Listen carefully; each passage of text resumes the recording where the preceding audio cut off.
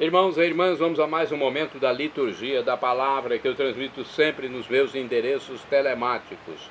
É só você digitar @PauloRobertoMaciel, Maciel 7919. Você vai ao YouTube, @PauloRobertoMaciel 6 Instagram, repórterpaulomaciel.blogspot.com. Eu sou animador litúrgico da igreja em Colatina. Vou transmitir aqui a liturgia referente ao domingo, dia 4 de janeiro de 2026, solenidade da Epifania do Senhor, visita dos magos. Ano litúrgico A, cor branca neste dia, conforme eu estou simbolizando com minha camiseta, o lenço no pescoço, os óculos. No rito temos a missa própria com glória, eu creio, prefácio próprio. A primeira leitura é do livro do profeta Isaías. Profeta Isaías. Atenção, você que vai fazer a leitura. Isaías capítulo 60, versículos do 1º ao 6º. Levanta-te, acende as luzes, Jerusalém, porque chegou a tua luz. Apareceu sobre ti a glória do Senhor. Eis que está a terra envolvida em trevas e nuvens escuras cobrem os povos. Mas sobre ti apareceu o Senhor e sua glória já se manifesta sobre ti. Os povos caminham à tua luz e os reis ao clarão de tua aurora. Levanta os olhos ao redor e vê. Todos se reuniram e vieram a ti. Teus filhos têm chegado de longe com tuas filhas carregadas nos braços. Ao vê-los ficarás radiante, com o coração vibrando e batendo forte, pois com eles virão as riquezas de além-mar e mostrarão o poderio de suas nações. Será uma inundação de camelos e dromedários de Madiã e Efa a te cobrir. Virão todos os de Sabá, trazendo ouro e incenso e proclamando a glória do Senhor. Palavra do Senhor, graças a Deus. Agora, o Salmo responsorial, 71 na Bíblia Vulgata e 72 na de Jerusalém. Versículos 2º, deixa eu ver aqui, 1º ao 2º, 7º ao 8º, 10º ao 11, 12 ao 13 e o refrão é o 11. As nações de toda a terra hão de adorar-vos, ó Senhor. Repitamos. As nações de toda a terra hão de adorar-vos, ó Senhor. Dai ao rei vossos poderes, Senhor Deus, vossa justiça ao descendente da realeza. Com justiça ele governe o vosso povo, com equidade ele julgue os vossos pobres. As nações de toda a terra hão de adorar-vos, ó Senhor. Nos seus dias a justiça florirá e grande paz até que a lua perca o brilho. De mar a mar estenderá o seu domínio e desde o rio até os confins de toda a terra. As nações de toda a terra hão de adorar-vos, ó Senhor. Os reis de Tarsis e das ilhas hão de vir e oferecer-lhe seus presentes e seus dons. E também os reis de Seba e de Sabá hão de trazer-lhe oferendas e tributos. Os reis de toda a terra hão de adorá-lo, e todas as nações hão de servi-lo. As nações de toda a terra hão de adorar-vos, ó Senhor. Libertará o indigente que suplica e o pobre no qual ninguém quer ajudar. Terá pena do indigente e do infeliz, e a vida dos humildes salvará. As nações de toda a terra hão de adorar-vos, ó Senhor. Repitamos. As nações de toda a terra hão de adorar-vos, ó Senhor. Segunda leitura, a leitura da Epístola de São Paulo aos Efésios, capítulo 2º, capítulo 3º, melhor dizendo, versículos do 2º ao 3º e do 5º ao 6º. Irmãos, se ao menos soubesseis da graça que Deus me concedeu para realizar o seu plano a vosso respeito, e como por revelação tive conhecimento do mistério. Esse mistério Deus não fez conhecer aos homens das gerações passadas, mas acaba de o revelar agora pelo Espírito aos seus santos apóstolos e profetas. Os pagãos são admitidos à mesma herança, são membros do mesmo corpo, são associados à mesma promessa em Jesus Cristo por meio do Evangelho. Palavra do Senhor, graças a Deus. Agora vamos passar para o Evangelho. O Evangelho de hoje, escrito por São Mateus, capítulo 2, versículos do 1 ao 12. Vamos aclamar o Evangelho inicialmente, antes da proclamação. Aleluia, aleluia, aleluia, aleluia, aleluia, aleluia, aleluia, aleluia, aleluia, aleluia. Vimos sua estrela no oriente e viemos adorar o Senhor. E viemos adorar o Senhor. Aleluia, aleluia, aleluia, aleluia, aleluia, aleluia, aleluia, aleluia, aleluia, aleluia. O Senhor esteja convosco, Ele está no meio de nós. Proclamação do Evangelho de Jesus Cristo, segundo São Mateus. Glória a vós, Senhor. Pelo sinal da Santa Cruz, livra-nos Deus, nosso Senhor, dos nossos inimigos. Naquele tempo, tendo nascido Jesus na cidade de Belém, na Judéia, no tempo do rei Herodes, eis que alguns magos do Oriente chegaram a Jerusalém perguntando: onde está o rei dos judeus que acaba de nascer? Nós vimos a sua estrela no Oriente e viemos adorá-lo. Ao saber disso, o rei Herodes ficou perturbado, assim como toda a cidade de Jerusalém. Reunindo todos os sumos sacerdotes e os mestres da lei, perguntava-lhes onde o Messias deveria nascer. Eles responderam: em Belém, na Judéia, pois assim foi escrito pelo profeta: e tu, Belém, terra de Judá, de modo algum és a menor entre as principais cidades de Judá, porque de ti sairá um chefe que vai ser o pastor de Israel, o meu povo. Então Herodes chamou em segredo os magos e procurou saber deles cuidadosamente quando a estrela tinha aparecido. Depois os enviou a Belém, dizendo: ide e procurai obter informações exatas sobre o menino. E quando o encontrardes, avisai-me para que também eu vá adorá-lo. Depois que ouviram o rei, eles partiram. E a estrela que tinham visto no Oriente ia adiante deles, até parar sobre o lugar onde estava o menino.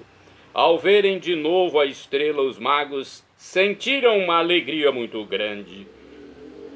Quando entraram na casa, viram o menino com Maria, sua mãe. Ajoelharam-se diante dele e o adoraram. Depois abriram seus cofres e lhe ofereceram presentes: ouro, incenso e mirra. Avisados em sonho para não voltarem a Herodes, retornaram para sua terra, seguindo outro caminho. Palavra da salvação. Glória a vós, Senhor. Vamos saber um pouco mais sobre este dia no livro Igreja em Oração. No tempo do Natal, a Igreja nos apresenta 3 epifanias, isto é, 3 manifestações de Jesus: seu nascimento na carne, o Natal, sua revelação aos povos pagãos, a Epifania, e o batismo de Jesus. Ou seja, conforme o tempo ia passando após o seu nascimento, Jesus ia se manifestando a mais e mais pessoas, sua salvação se tornava cada vez mais ampla. Mas em nossa vida de discípulos de Cristo, nós percebemos estas epifanias acontecendo na ordem inversa. Primeiramente somos batizados, muitos de nós, logo após o nascimento. Depois pregamos com o nosso testemunho aos outros acerca da pessoa de Jesus. E, finalmente, descobrimos por experiência pessoal ou pelo testemunho alheio que Cristo se encarnou em nós e que para nós viver é Cristo e morrer um lucro, conforme a carta de São Paulo aos Filipenses, capítulo 1, versículo 21. A vocação de cada discípulo é ser uma manifestação de Jesus ao mundo. É para isto que somos batizados, e esta deve ser toda a nossa alegria, ser um outro Jesus para os nossos irmãos. Que esta seja a nossa alegria e que esta alegria seja plena de frutos, conforme o Evangelho de São João, capítulo 15, versículo 11. Temos aqui uma reflexão do anuário Folhinha Sagrado Coração de Jesus. Na solenidade da Epifania de Deus, Deus revela o seu Filho às nações, segundo o texto da irmã Roberta Peluso. Deus revela seu Filho às nações, guiando-as pela estrela. Nesse tempo da manifestação do Senhor, o brilho do menino, Deus, se manifesta a todos os povos. Todos são atraídos pela sua luz. Nós vimos sua estrela no Oriente e viemos adorá-lo, disseram os magos. Eles encontraram o menino Jesus com sua mãe Maria. Abrindo seus cofres, apresentaram o ouro, que se dá ao rei, o incenso, que se oferece ao sacerdote, e a mirra, que remete à sepultura de Jesus. Atraindo assim os magos do Oriente, Jesus reúne todos os povos da família humana. Unidade não é uniformidade, nem nivelamento, pois a diversidade e a variedade das características das culturas são a riqueza da humanidade. Ao adorarmos o menino Deus, seguimos por um novo caminho. Agora vamos aos santos do dia. 4 de janeiro é dia de São Rigoberto, foi bispo, morreu mais ou menos no ano 743, foi expulso da sé episcopal de Reims, na França, por Carlos Martel, rei dos francos. Ele era bispo de Reims e parente de Martel, que não admirava a neutralidade política do prelado.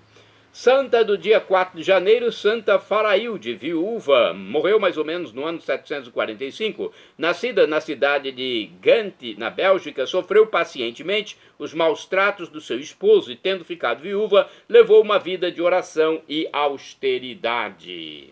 Santa do dia 4 de janeiro é Santa Ângela de Foligno, viúva, morreu em 1309, procedente de uma rica família da cidade de Foligno, na Itália.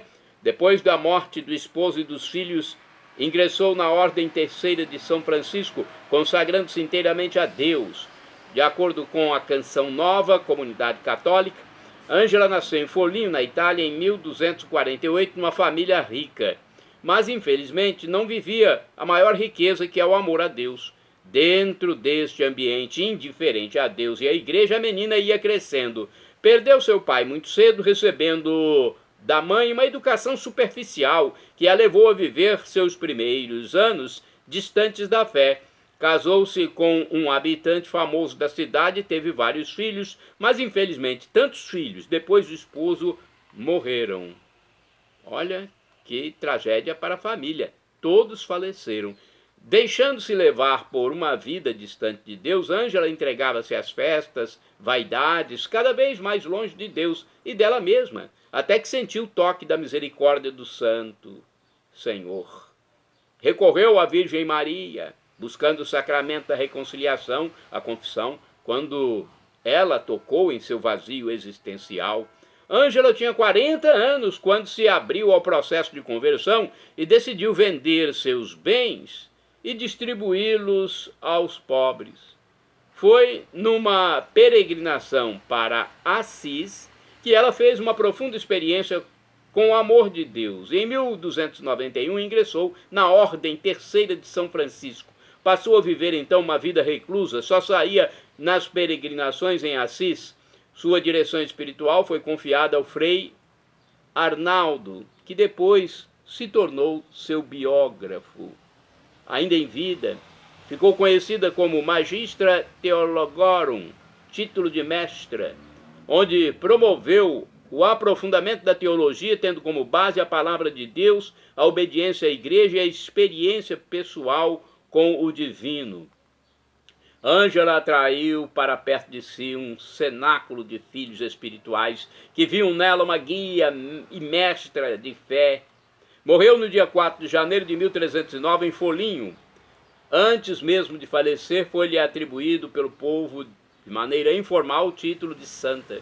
Em 9 de outubro de 2013, o Papa Francisco concluiu que seus predecessores haviam iniciado, canonizando Santa Ângela de Folinho.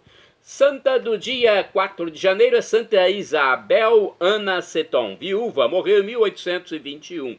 Converteu-se à fé católica e fundou nos Estados Unidos a Congregação das Irmãs da Caridade de São José.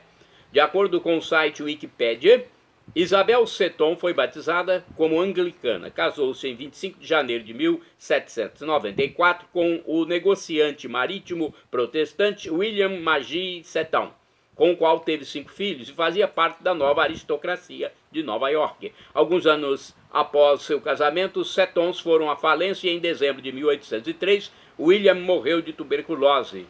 Isabel se converteu então ao catolicismo em 14 de março de 1805, tornando-se instrutora com o objetivo de oferecer instrução a seus filhos. Tinha a visão de que todas as crianças têm o direito a uma educação gratuita, por isso fundou em 1808 uma escola católica para meninas em Emmitsburg, Maryland, e a primeira comunidade religiosa de mulheres católicas apostólicas dos Estados Unidos.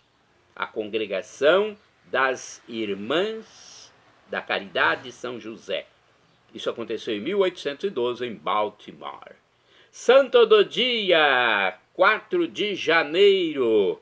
São Manuel Gonçalves Garcia, bispo, morreu em 1940, promoveu a difusão do culto da Santíssima Eucaristia nas dioceses de Málaga e Palência, na Espanha, e fundou a Congregação das Irmãs Missionárias Eucarísticas de Nazaré.